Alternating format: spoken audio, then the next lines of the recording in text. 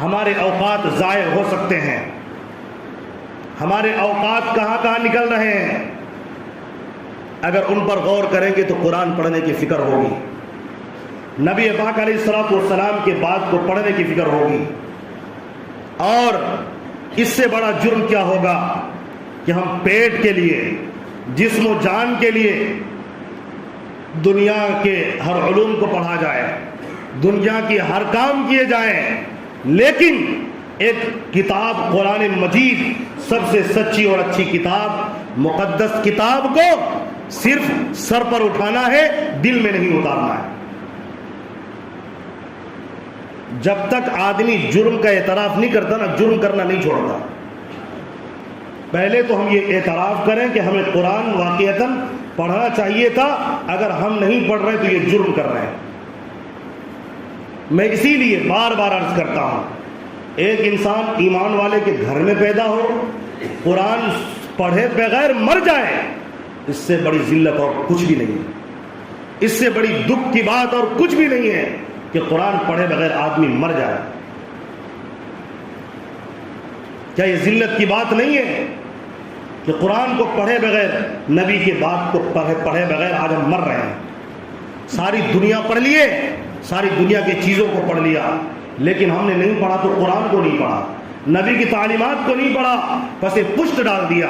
یہی وجہ ہے جب بچہ صبح میں اٹھتا ہے، اسکول جانے کا وقت آتا ہے، نہلایا جاتا ہے، پاک صاف کپڑے پہنائے جاتے ہیں، ڈریس کوڈ دیا جاتا ہے، منہ کو دھویا جاتا ہے، وقت پہ اٹھایا جاتا ہے، بہترین ناشتہ کھلایا جاتا ہے، ناشتہ پیک کرتی ہے اس کی ماں، اس کا باپ بھی پیچھے لگا رہتا ہے کہ جلدی کرو جلدی کرو، ٹائم ہو رہا ہے۔ اس کے بعد تیار کر کے پاک صاف ستھرا کر کے ماں اسے بوسہ دیتی ہے اور پیار سے وقت پر اسکول بھیج دیتے۔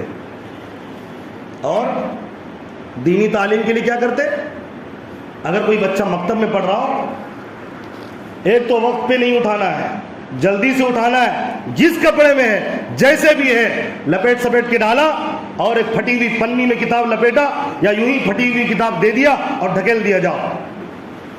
یہ ہم نے انصاف کیا ہے۔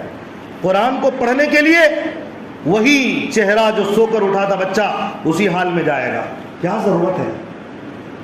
وہی پھٹے پرانے ہوئے پنی میں کتاب لے کے جائے گا۔ قرآن اور حدیث کی اہمیت اس قدر ہم نے گھٹا دی، اور اسکول کے بکس کو بہترین سجا کے بہترین بیگ میں رکھا جاتا ہے، ترتیب سے، تھوڑا سا پھٹ گیا نیا بک دلا دیا گیا، قلم اچھا نہیں چل رہا ہے بہترین قلم دلا جا رہا ہے، اس کی حفاظت کے لیے بہترین قیمتی باکس خریدے جا رہے ہیں۔ لیکن وہی نورانی قاعدہ پڑھنے کے لیے، اما پارا پڑھنے کے لیے سالوں گزر گئے اور وہ کتاب پھٹی جا رہی ہے، نہ وضو نہ کچھ، یوں پکڑا دیا اسپیڈ میں، چل نکل جلدی جا بھاگ جا۔ کیا پڑھا، کیا کیا، نہیں کیا، کچھ پتا نہیں ہے۔ گیا پڑھا، دکان میں گیا یا پڑھ کے آیا، کھیل کے آیا، کچھ نہیں پتا۔ کیوں؟ اس لیے کہ ہمارے ماں باپ بھی تو انگریزی جانتے ہیں، اسی کے بارے میں جانتے ہیں، اسی کے بارے میں فکر ہے، اسی کے بارے میں دیکھنا ہے، اسی کے بارے میں سمجھنا ہے۔ نہ قرآن جانتے ہیں، نہ قرآن پڑھتے ہیں، نہ نورانی قاعدہ کون سی کتاب ہے نہ پتہ ہے۔ یہ خود جہنم کے دہانے پہ کھڑے، اپنے بچوں کو کہاں کھڑا کریں گے؟ کہتے وہ عمر ختم ہو گیا ہے، اب عمر نہیں رہی پڑھنے کی۔ اللہ کی قسم یہ عذر اللہ کے پاس نہیں چلے گا۔ اللہ تبارک و تعالیٰ نے جب زمانے کا تذکرہ کیا قرآن مقدس میں، 1400 سال پہلے، نبی کی بعثت سے پہلے، نبی کو نبوت ملنے سے پہلے جب زمانے کا تذکرہ کیا، یہ نہیں کہا بدکاری کا زمانہ، یہ نہیں کہا ڈاکہ زنی کا زمانہ، شراب پینے کا زمانہ، بلکہ اللہ نے کہا زمانے جاہلیت۔ اور یہ کسی کو جاہل کہنا، اس سے بڑی گالی اور کوئی نہیں ہو سکتی۔ اور یاد رکھیے، آپ کچھ بھی بن جائیے انگریزی اعتبار سے، اور اگر آپ کے پاس دینی علوم کا حصہ نہیں ہے تو اللہ اور نبی کے دربار میں آپ یقیناً جاہل ہو۔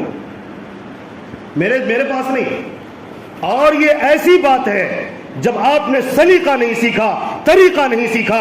آپ انجینئرنگ کر لیے, ڈاکٹریٹ کر لیے, لیکن آپ لوگوں کے حقوق ادا نہیں کر رہے ہیں. بیوی کے حقوق محفوظ نہیں, بھائی بہنوں کے حقوق محفوظ نہیں, ماں باپ کے حقوق آپ ادا نہیں کرتے, نماز سے آپ کو دلچسپی نہیں ہے, اللہ کی عبادت آپ نہیں کرتے, آپ داڑھی منڈاتے ہو, مشرکین جیسا چہرہ اپناتے ہو, آپ میں تہذیب, طریقہ, تمدن کچھ نہیں ہے, آپ کے منہ میں حرام خوری, حرام کی چیزیں جا رہی ہیں. آپ کے انجینئر ڈاکٹر بننے سے آپ کی اندر تبدیلی کون سی آ گئی ہے؟ کوئی تبدیلی نہیں ہے. آپ بھی جہیز بہترین جتنا بڑا ڈاکٹر انجینئر ہوگا اتنا زیادہ پیسے بھیک مانگ رہا ہے. تو پڑھ لکھ کر بھیک مانگنا سیکھا آپ نے. ڈاکٹر بن کر, انجینئر اور پروفیسر بن کر گاڑی اور کسی سے بھیک مانگنا سیکھا ہے آپ نے. اور آئیے قرآن جب سیکھیں گے, کچھ نہیں سیکھا ہے عربی, اور آپ عالم و حافظ بن گئے ہیں. آپ جب کسی کے مال پر آپ کی بھی شادی ہوگی نا, تو یاد رکھیے آپ ڈریں گے اللہ سے. کبھی آپ کے دماغ میں یہ بات نہیں آ سکتی کہ ڈیمانڈ کر کے دیکھ لیں. آپ سمجھتے ہیں یہ بھیک کیوں مانگوں میں, اللہ تعالیٰ نے مجھے ہاتھ پہنے تھے ٹوٹ گئے. تو یہ تعلیم دین سکھاتا ہے. جس کو اللہ اور اس کے رسول سے تعلق ہوگا, محبت ہوگا, وہ بھکاری نہیں بن سکتا. وہ محنت کر کے کما کے بیوی بچوں کو پالے گا, دوسروں کے ٹکڑوں پہ نہیں پلے گا. میں آپ کو صاف واضح انداز میں سمجھا رہا ہوں, اور یہ ایسی باتیں ہیں روز آپ اپنی زندگی میں اس کا دیکھیں, اب طریقہ دیکھیں. اپنے گھروں کے اندر بھی تعلیم کا ماحول پیدا کریں. آج سے ارادہ کر کے جائیں, کچھ بھی ہو جائے ایک دینی کتاب گھر میں ہوگی.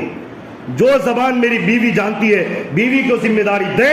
کھانا پکانے کی ذمہ داری دیتے ہیں, کپڑا دھونے کی ذمہ داری دیتے ہیں, پیر بھی دبوا لیتے ہیں, سب کچھ کروا لیتے ہیں. تو آپ ان کو یہ 10 منٹ یا 15 منٹ دینی کتاب کی تعلیم کے بارے میں کیوں پابند نہیں بنا سکتے ہیں؟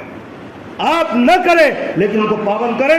بچوں کو لے کر بیٹھو, کتاب 10 منٹ روزانہ پابندی سے پڑھی جائے گی. بتائیے ہر گھر میں ایسا شروع کریں گے انشاءاللہ. فضائل اعمال لے لیجئے, بہشتی زیور لے لیجئے, ہر زبان میں کتاب ہے, اردو میں, انگریزی میں, ہندی میں, سب زبان میں ہے. یہ بہانے چھوڑ دیجئے, آج کتاب خریدیے اور آج تیاری کیجئے, ورنہ یاد رکھیے آپ بھی زمانہ جاہلیت کی طرح جاہلوں میں شمار آپ کا ہوگا.